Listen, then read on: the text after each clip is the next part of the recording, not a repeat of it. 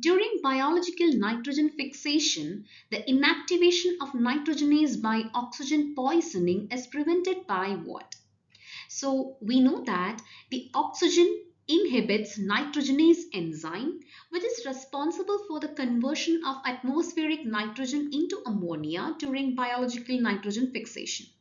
So that means nitrogenase enzyme is highly sensitive to oxygen, and this is inactivated when it is exposed to oxygen because the oxygen reacts with the enzyme leading to its destruction or deactivation.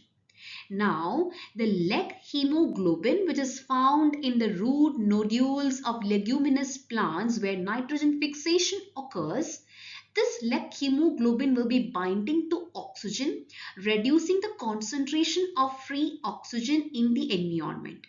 And this protects the nitrogenase enzyme from oxygen, which would otherwise inhibit its activity. So that means the correct answer is option B, leg hemoglobin, which prevents the inactivation of nitrogenase enzyme from oxygen poisoning.